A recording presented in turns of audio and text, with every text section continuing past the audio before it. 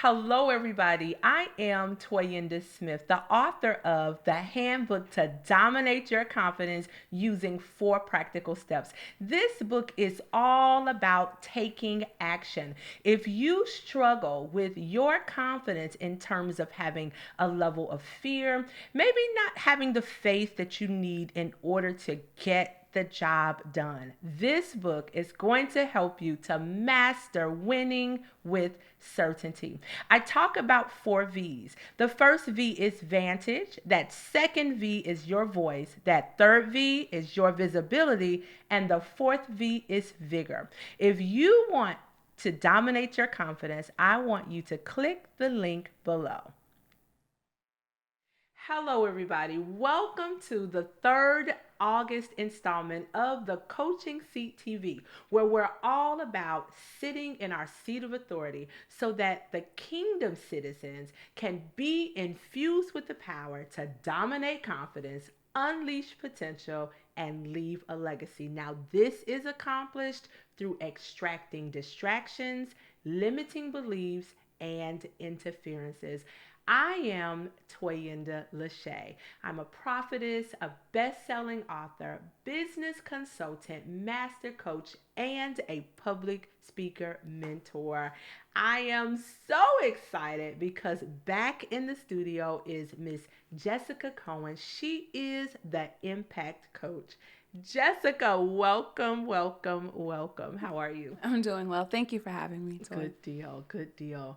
So, in our last installment, we started to talk about social impact. But before we go back there, I want to know, how did you choose the name Spark Solutions? Talk to me about that. So that also has a double meaning. Yes. So when ideas come to me, it's like a spark, Uh-huh, right? uh-huh. I have noticed a difference in my thought process that reaches a conclusion and when something is downloaded into me. So I Yes. just think about that spark that comes when a solution is presented. And then also, this is a little funny, but because of the people that I work with and the organizations I work with, they're impeding or combating some type of disparity or inequity. So if you think about a forest fire, it takes one spark to start a whole fire. And fires, even though they're destructive, they're cleansing. So they're interrupting some system or structure, but they're doing so, and so that growth and newness can come in. So that's the meaning with Spark I Solutions. love it. Just this is your space. You're such a visionary. You're so creative and innovative. This is your flow state. And Yes. that means that, hey, you would do this work with not being interrupted by anybody. Even if you weren't getting paid, you would do this work. This is your space. So that is awesome. I want you to talk a little bit now about how creative you are. So, talk about the work that you're doing now with maybe a few of your clients. You don't have to name the clients, of course, but just kind of talk a little bit about that vision there. That's good. Mm-hmm. Well, it varies. There are a couple of people that I'm working with who are interested in starting nonprofits. Okay. So it's helping them to build that foundation. Mm-hmm. I never want to deter someone from starting a nonprofit, but I want them to be very cognizant of what resources are available and what's required to run one. It's not just filing a 501c3 and now you're here.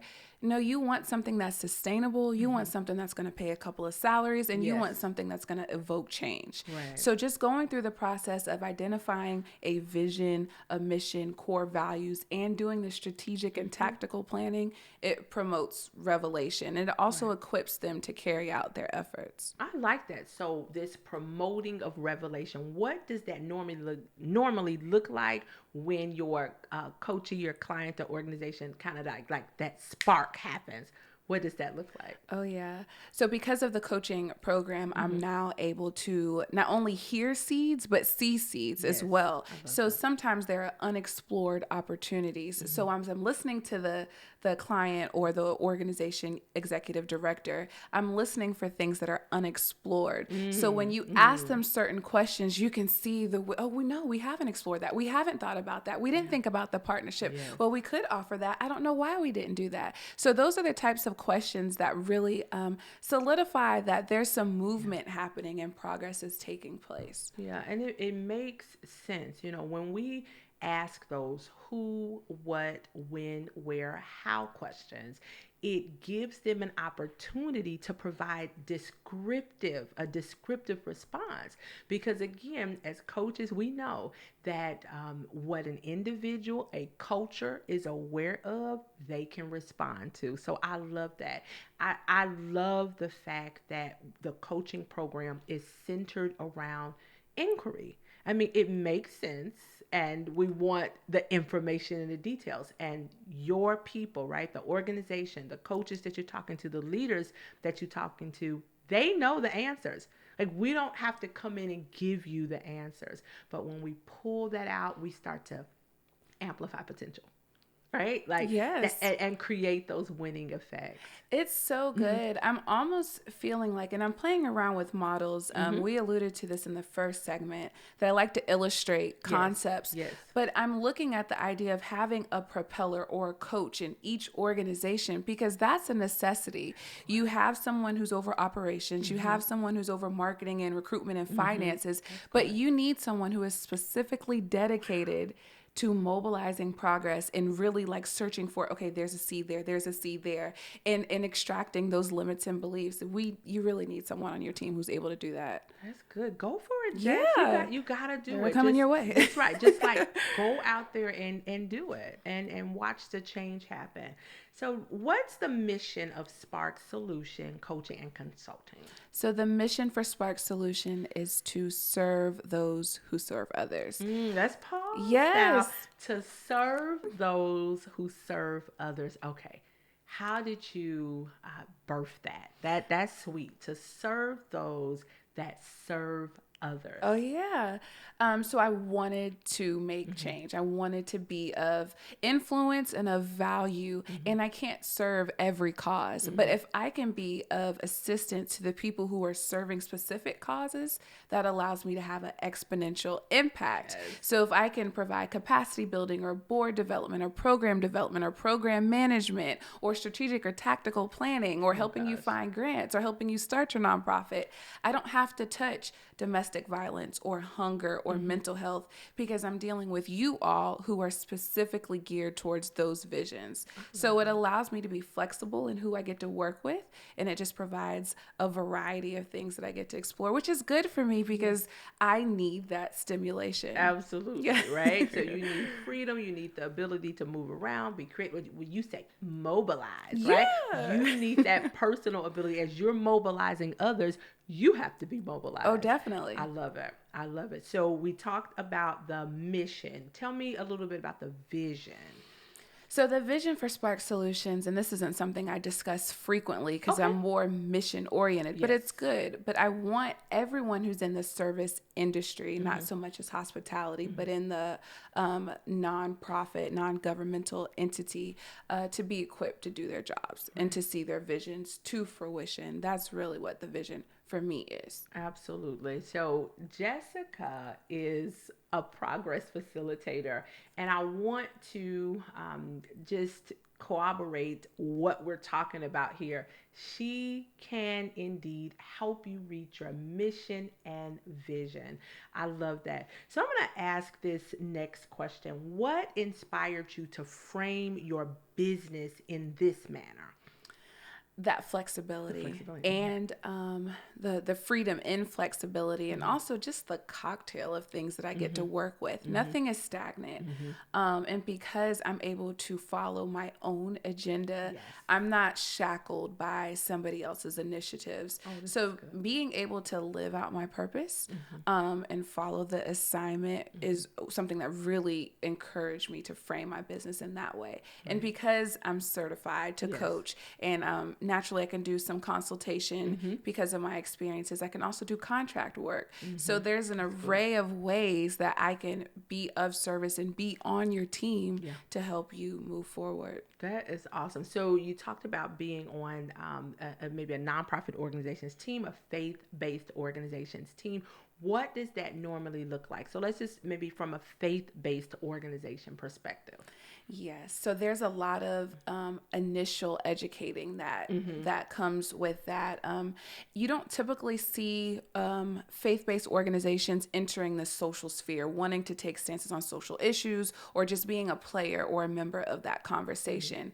I'm not exactly sure why that's something that's not common. It seems innate, but a lot of educating on the benefits of participating in the conversation. That's typically how it looks. And then mobilizing the group in order to carry out and implement their impact plan. Okay, so what does now social impact look like? That's good. So when we think of social, we think structures, we think systems, we think atmospheres, and we spoke about impact. Impact is a hit. Yes, it is. You're hitting something. So when you think about what you're hitting in a social sphere, well, what needs to be hit? What needs to be dismantled? What needs to be interrupted? What needs to be combated? And so once you identify the disease, the pathology, or the issue, then you craft your way in which you attack it. Wow. Sometimes that looks like a nonprofit. Sometimes it looks like a partnership. Sometimes that looks like advocacy. It doesn't always have to be an organization. You just need to be a mouthpiece for the issue. Right. So it varies, but it really is going to be contingent upon,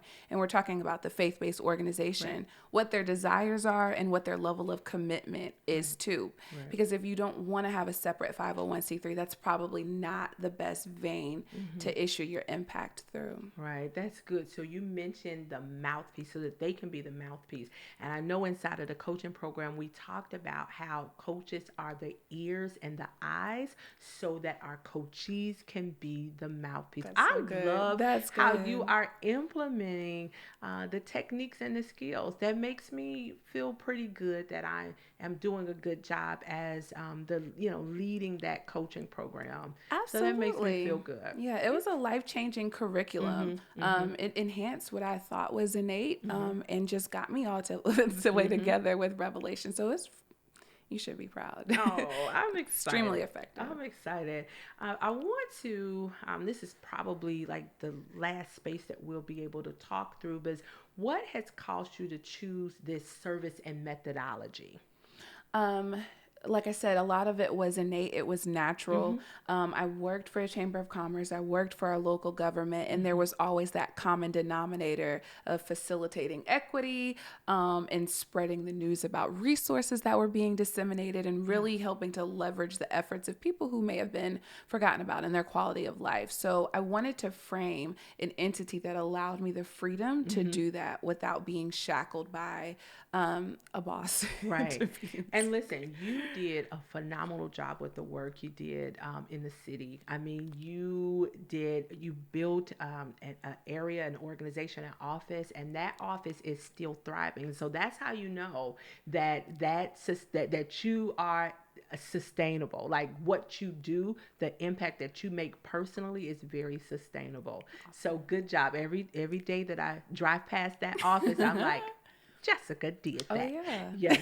So listen, everybody, we will see you next week here on the Coaching Seat TV with Toyinda LaShea, and Jessica will be joining us again, and we're going to continue to unpack social impact with the Impact Coach. We'll see you next week.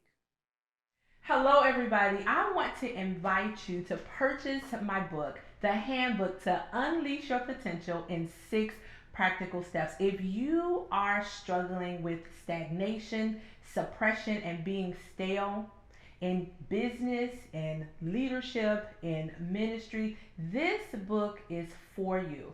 I give you 6 practical steps to achieve in life. Welcome to the Coaching Seat TV with Toyinda LaShea, where we're all about sitting in our seat of authority so that the kingdom community can be infused with the power to dominate confidence, unleash potential, and leave a legacy. This is accomplished through extracting limiting beliefs, distractions, and interferences.